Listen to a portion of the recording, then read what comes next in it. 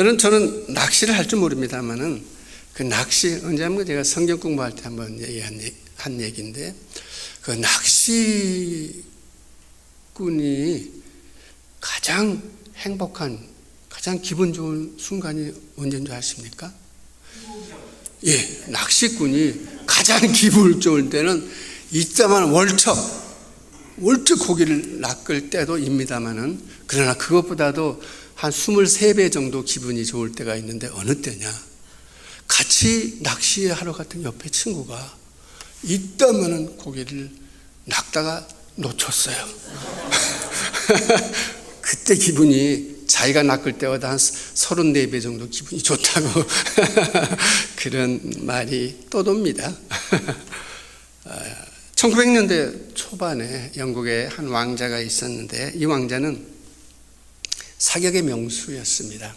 백발백중, 정말 신기에 가까운 사격수를 가진 왕자였습니다. 이 왕자가 영국에서 인도로 사슴을 사냥하러 떠났습니다. 많은 아마 식구들도 데리고 갔을 거고 보좌관들 다 데리고 갔겠죠. 그러니까 또 영국에서는 그 당시 인도에서는 영국의 지배가 있었기 때문에 극진히 대접을 했을 겁니다. 그래서 아주 사슴이 정말 많은 곳으로, 그곳으로 이 왕자를 인도했습니다. 왕자는 만반의 준비를 갖추고 호위대도 많고 하니까 의기양양한 자세로 낚시 사냥을 하기 시작했습니다. 마침 저쪽에서 큰 사슴이 한 마리 후다닥 튀어나왔습니다. 그래서 여전한 실력을 발휘하면서 사슴을 향해서 총을 빵 쐈는데 안 맞았습니다. 안 맞아? 그럴 수도 있겠지. 속으로 조금 있다 또 저쪽에서 사슴이 큰 게 한 마리 또 도다닥 나옵니다. 그때 또 한 번 쐈습니다. 빵! 또 안 맞았습니다. 빵! 빵! 빵! 신기에 가까웠던 사격수를 가졌던 이 왕자인데, 그날은 쏠 때마다 빗나갑니다.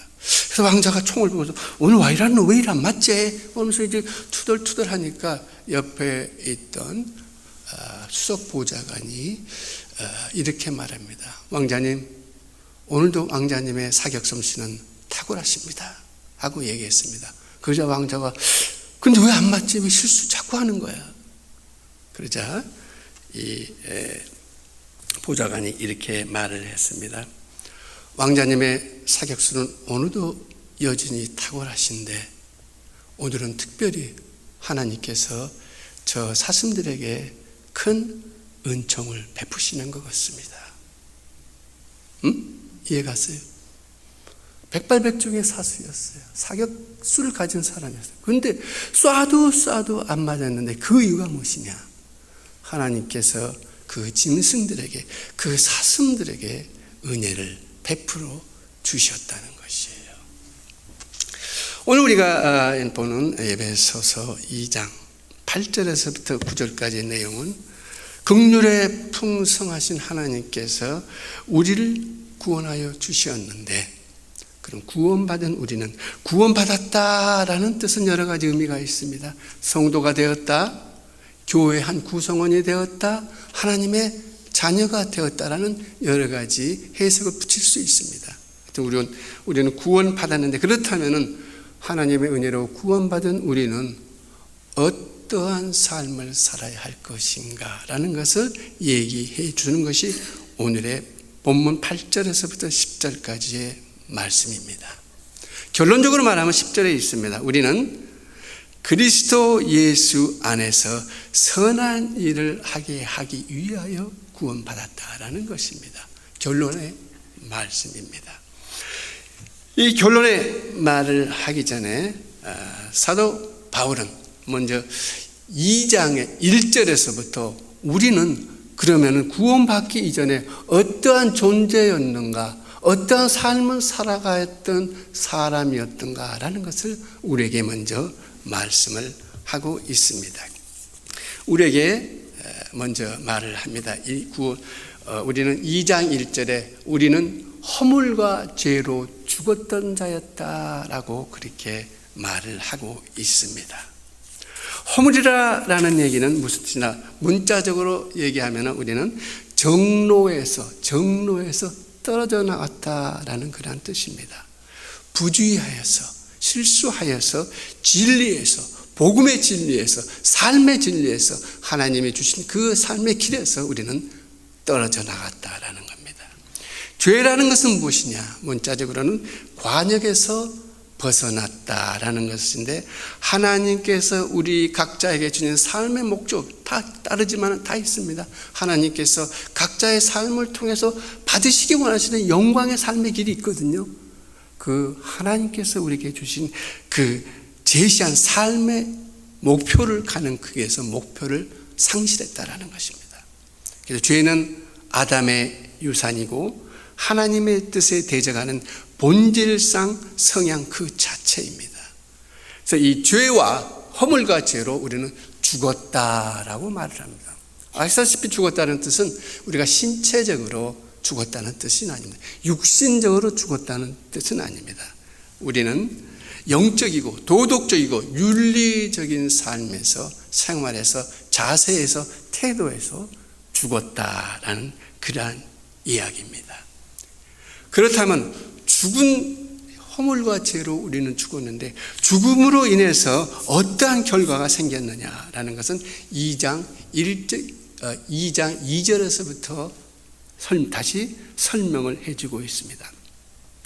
영적으로 죽은 결과, 우리는 첫 번째, 이 세상의 풍속을 쫓으면서 살게 되었다라는 것이 있어요.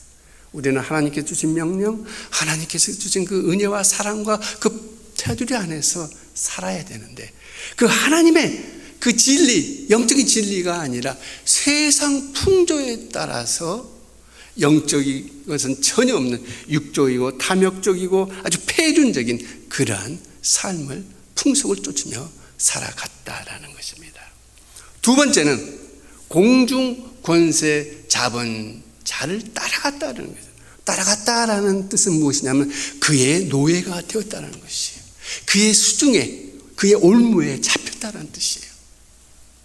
그래서 공중의 권세는 잡았다라는 그 자체는 무엇이냐면은 인간의 참된 행복과 인간에 대한 그 하나님에 대한 그 삶의 목적에서 자꾸 우리로 하여금 그렇게 살아가지 못하게 가로막는 초자연적인 그 존재들입니다. 그러한 존재들이 있는데, 그러한 존재들의 힘에 의해서 우리가 질질 끌려가면서 살았었다라는 것. 과거에 구원받기 전에 주 예수 그리스도를 내 구주로 고백하기 전에 그랬다라는 것입니다. 그리고 마지막으로는 2장 3절에 그래서 우리는 본질상 진노의 자녀였다라는 것이에요. 본질상이다라는 뜻은 무엇이냐면은 태어난서부터, 태성적으로, 원래부터, 아예 처음부터 우리는 진노의 자녀였다. 진노의 자녀였다라는 것은 뭐냐면 하나님의 진노를 받기에 마땅했다. 변명할 가치도 없었다라는 것입니다. 이러한 존재였어요. 이러한 존재였는데 하나님께서는 긍휼하심에 풍성한 하나님께서 우리를 구원해 주셨다. 우리를 살리셨다라는 거였어요. 긍휼한 하나님의 은혜, 긍휼하신 하나님의 사랑에 의해서 우리는 살아났다라는 거예요. 그래서 아까 얘기했듯이 우리는 성도가 되었고 교회의 큰 구성원이 되었다라는 것입니다.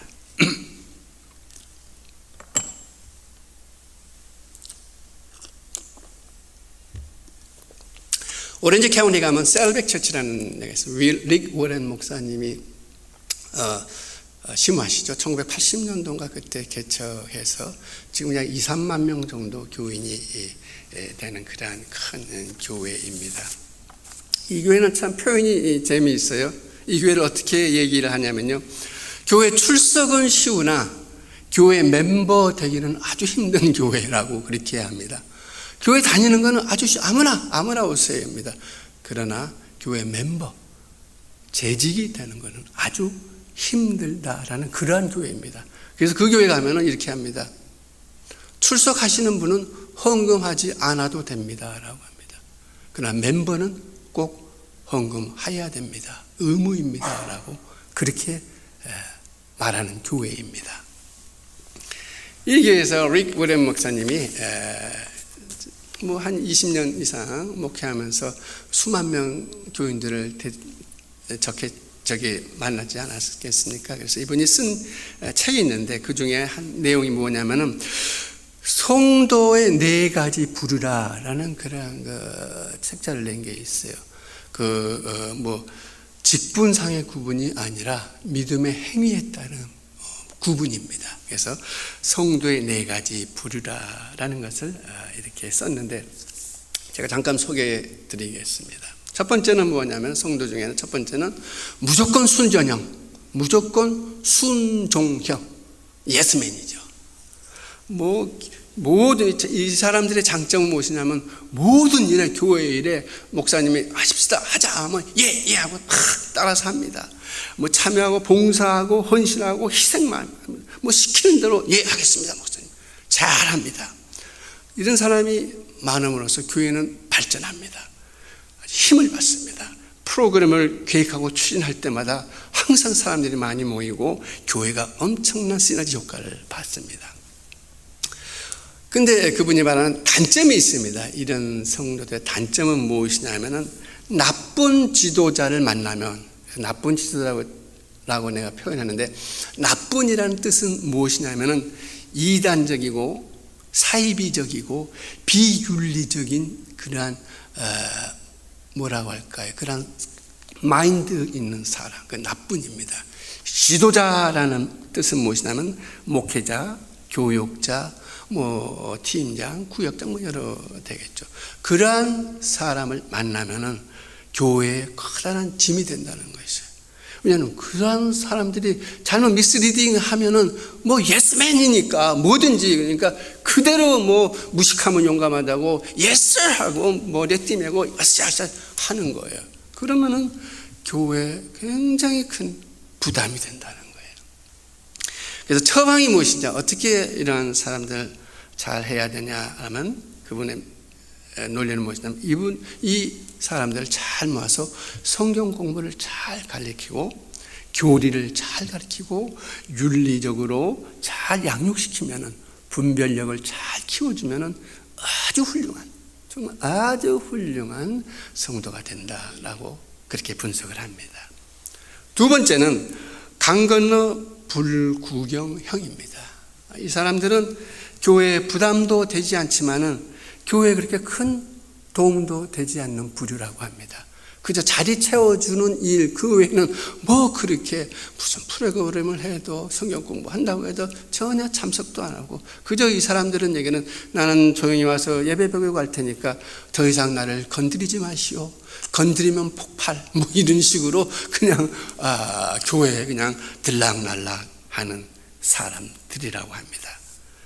이 사람들이 이분들의 특성을 한 장이 뭐냐면 한 가지를 예는데 뭐냐면은 이러한 사람들 대체적으로 다른 교회에서 굉장히 큰 상처를 받고 오신 분들이 이러한 그런 마인드를 갖기 쉽다라고 그렇게 얘기합니다. 하여튼 강 건너 불구경형의 그런 성도들도 많이 있다라는 것이에요.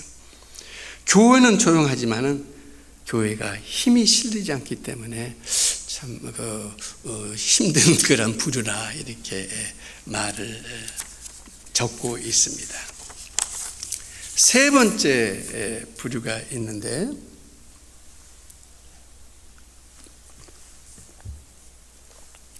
불평불만형의 성도입니다. 무조건 비판입니다. 따져보지도 않아요. 물어보지도 않아요. 확인도 하지 않아요. 자기가 판단하고 자기 기준에 자기가 판단하고 나서 놓으면 놓야 그때부터 무조건 듣지도 않고 알아보지도 않고. 여러분 많이 들으셨겠습니다만은 사람의 입이 하나고 귀가 둘이죠. 아시겠습니다만은 이건 뭐냐면은 한 번 말하고 2번 들으세요라는 뜻이라고 합니다. 자꾸 들어야 돼요. 먼저 말하기 전에 자꾸 들어봐야 자기가 판단하고 분석하고 이해할 수가 있거든요. 근데 이 부류의 사람들은 전혀 그러하려고 하지도 않고 무조건 부딪히고 무조건 왁각거리고 무조건 불평하고 비판하고 그냥 그런다는 것이에요. 예의도 없고 질서도 없고 어른을 알아보지도 못하고 법도 없고 내가 계획한 거는 법이고 뭐 없이 그냥 해치워야 되고 이러한 부류들. 릭 워렌 목사님은 이러한 그 부류를 영어로 이렇게 말을 했습니다. 처치 분리라고 했어요. 한국말로 표현하면 교회 말썽꾸러기라고 표현을 할 수 있을까요? 그러한 하여튼 부류라고 이렇게 말을 하고 있습니다. 무조건 싸움질 하려고 합니다. 무조건 그냥 부딪힙니다. 언젠가 한번 교회를 조금 약간 비판적으로 분석하는 분인데 그 사람이 이런 얘기를 해요. 너희들 스스로 우리는 십자가의 군대다라고 얘기하지 않느냐. 주를 위해서는 우리는 목숨까지 바친다. 하나님의 영광을 위해서는 내 목숨도 초기같이 바친다. 십자가 군대라고 하지 않느냐. 그런데 너희는 십자가 군대라고 하면서 왜 맨날 너희들끼리 총질하느냐. 1000만 명을 죽인 볼셰비키 혁명군 레드아미도 자기들끼리는 총질하지 않았다. 모택경의 군대도 자기들끼리는 총질하지 않았다. 300만 명을 죽인 폴포트의 군대도 자기들끼리는 총질하지 않았다. 그런데 너희 십자가의 군병들은 왜 날마다 너희들끼리 총질만 하느냐 라고 상당히 비판적으로 쓴 칼럼을 제가 본 적이 있어요. 그리고 그렇구나. 내 자신도 많이 회개를 했습니다만은 하여튼 불평, 불만, 남을 상처 입히고 이러한 부류의 사람들도 우리 교회가 아니라 지금 릭 워렌 목사님이 그러한 것을 분석한 겁니다. 했다는 것입니다. 하나님께서는 그러한 자를 통해서 영광 받기를 사실 저는 원치 않는다고 저는 생각합니다. 교회 부담되고 교회를 헤집고 다니고 교회에 상처를 입히고 성도들을 헐뜯고 맨날 그러는 사람들을 통해서 그 사람으로부터 무슨 찬양을 받을 수 있겠으며 그 사람으로부터 무슨 경배를 받을 수 있겠으며 그 사람들로부터 어떠한 진정한 헌신의 자세를 바라볼 수 있겠느냐라는 것이지요. 누가복음 4장에 보면은 이러한 내용이 나옵니다.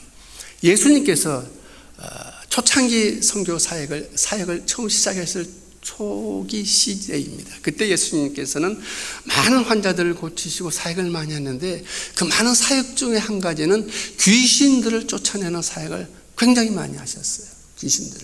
귀신 들린 자를 쫓아내고 그런 걸 많이 했어요. 누가복음 4장에 쭉 기록되어 있는데 그때마다 귀신들이 쫓겨나면서 하는 말이 똑같이 있습니다. 뭐라고 하느냐면은 나는 당신 누구인 줄 아오니 당신은 하나님의 거룩한 자녀이다. 이건 대단한 고백이거든요. 그 당시 예수님을 누구 한 사람도 자기 친척도 자기 형제들도 혈족 형제들도 예수님을 하나님이라고 인정 안 했거든요. 제자들도 안 했거든요. 그저 위대한 선지자 정도 선에서 얘기했지. 그러나 쫓겨나는 귀신들이 쫓겨나는 마귀들이 주님을 향해서 내가 당신은 누구인 줄 아는데 하나님의 거룩한 자입니다. 귀신들이 나가면 소리질러 이르되 당신은 거룩한 하나님의 아들입니다. 그런데 귀신들이 이렇게 소리칠 때 예수님께서는 무엇이라고 하냐면 그들을 꾸짖어 이르시되 잠잠하라 하면서 그들이 말함을 허락지 않으셨다라고 했습니다. 왜 그랬을까라는 것이죠. 왜? 그 당시 아까 얘기했듯이 예수님께서는 선교 초기거든요. 지금으로 말하면 예수님이 선전이 잘 돼야 되잖아요. 그래야 많은 제자들도 생기고 하니까. 더더구나 악한 귀신들이 예수님을 보고 하나님의 아들입니다, 거룩하십니다 하고 막 경배의 말을 했다면 이거 얼마나 선전이 잘 되겠어요. 근데 예수님께서는 잠잠하라. 그들이 하는 말을 막았거든요. 왜냐? 왜 그러냐? 예수님께서는 그 더러운 영들, 회개하지도 않고 그 마음에 거룩성도 없고 진실함도 없고 겸손함도 없는 그 무릇 악한 영들로부터, 악한 세력으로부터 그 어떤 거룩한 칭호를, 찬사를 받기를 원치 않으셨다는 것이에요. 그 뜻은 무엇이냐? 예수님께서는 거룩한 심령에, 거룩하고 겸손한 심령의 영혼들이 드리는 그 찬사를, 찬양을, 경배를, 예배를 흠양하시기 기뻐하신다는 것입니다. 하여튼 교회에는 아까 얘기했듯이 이러한 불평, 불만하는 사람들이 많이 있다라는 것이죠.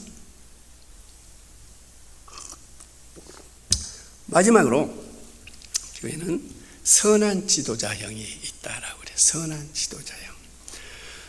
이 사람들은 차분합니다. 조용합니다.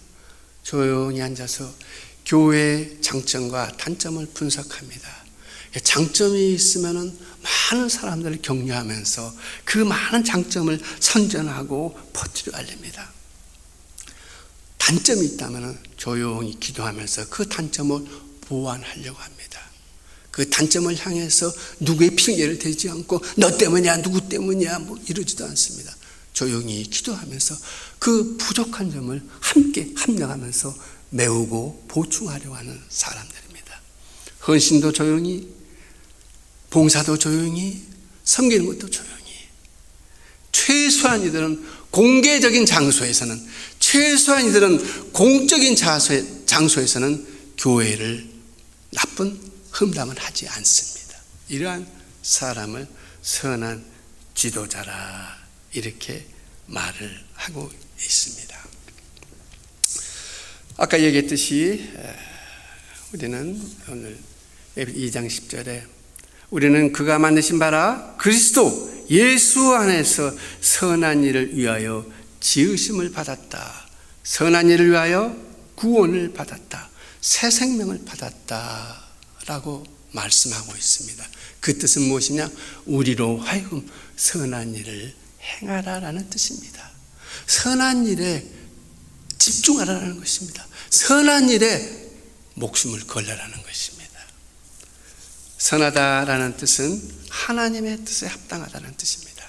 선하다라는 뜻은 하나님의 영광을 나타낸다라는 뜻입니다. 선하다라는 뜻은 교회에 덕을 끼친다라는 뜻입니다. 우리는 선한 일을 행할 때 하늘로부터 오는 성령님으로부터 오는 선한 능력을 공급받아서 할 때 그때 우리는 참으로 진정한 선한 일을 한다라고 말을 할 수 있습니다. 본헤퍼라는 독일의 신학자 여러분 가끔 말씀 들어보셨을 것입니다. 본헤퍼 천재 신학자였을 뿐만 아니라 그 영성이 상당히 겸손하고 탁월하셨던 그러한 분입니다. 그래서 이 사람이 제일 부르짖었던 것은 우리는 수많은 정말 한량없는 하나님의 은혜를 받고 사는데 그 하늘로부터 오는 그 엄청난 은혜를 싸구려로 변질시키지 말아야 된다라는 그러한 유명한 말을 남긴 사람이에요. 이 사람은 참으로 선한 능력이 무엇인가, 선한 일이 무엇인가, 하나님의 영광을 나타내는 그러한 것이 무엇인가를 몸부림치면서 몸으로 실천하려고 노력했던 사람입니다. 그러나 아깝게도 이 사람은 39살에 나치의 감옥에서 교수형에 당하여 죽음을 맞이하게 되는 그러한 사람입니다. 이분이 감옥에서 쓴 시가 있습니다. 하나님의 선한 능력으로는 이 시에 그 같이 감옥에 있던 그 한 친구가 곡을 붙여서 노래를 만들었습니다. 한번 같이 들어보려고 합니다. 하나님으로부터는 선한 능력이 무엇인가? 우리는 그 선한 능력을 받은 우리는 어떤 자세로 살아야 하는가? 라는 내용입니다. 가사를 보시면서 여러분도 한번 마음을, 신앙을 재조명해 보시기 바랍니다.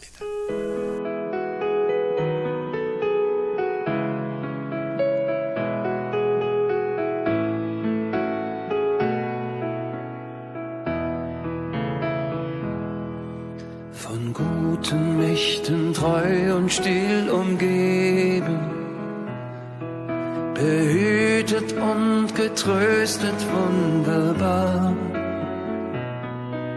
So will ich diese Tage mit euch leben und mit euch gehen in ein neues Jahr. Von guten Mächten wunderbar geborgen, erwarten wir getrost, was kommen mag. Gott ist mit uns am Abend und am Morgen und ganz gewiss an jedem neuen Tag.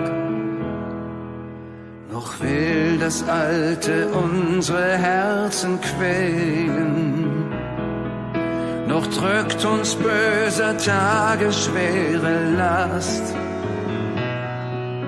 Ach Herr, gib unseren aufgescheuchten Seelen das Heil, für das du uns bereitet hast. Von guten Mächten wunderbar geborgen, erwarten wir getrost, was kommen mag. Gott ist mit uns am Abend und am Morgen und ganz gewiss an jedem neuen Tag. Lass warm und still die Kerzen heute flammen, die du in unsere Dunkelheit gebracht. Für wenn es sein kann, wieder uns zusammen. Wir wissen es, dein Licht scheint in der Nacht. Von guten Mächten wunderbar geborgen, erwarten wir getrost, was kommen mag. Gott ist mit uns am Abend und am Morgen und ganz gewiss an jedem neuen Tag.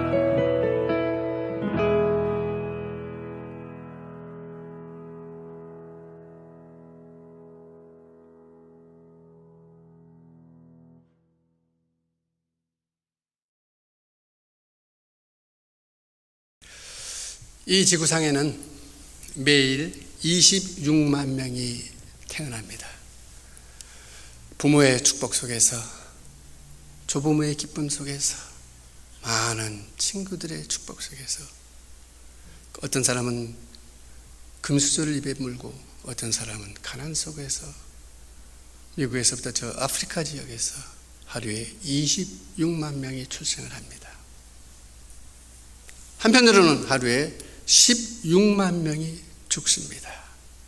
사랑하는 배우자의 전류 속에서, 사고로, 병으로, 약물 중독으로, 전쟁에서 굶어서 죽습니다. 하루에 16만 명이 죽는 가운데 제가 하고 싶은 이야기는 이겁니다. 그 중에 16만 명 죽는 그 중에 15만 명이 지옥으로 떨어지고 있다는 것입니다. 16만 명 중에 15만 명이 지옥의 유황불로 가고 있다는 것입니다. 우리는 사단의 백발백중 사단의 천국에서 구원받은 10,000명 중에 한 사람입니다. 그 목적은 단 하나입니다. 하나님의 선하신 일을 감당하게 하기 위함입니다. 오늘 여기 오신 여러분, 우리 함께 선한 일을 감당하십시다. 이 교회를 위해서, 하나님의 영광을 위해서 같이 감당하면 되기를 주님의 이름으로 축복드립니다. 기도하겠습니다.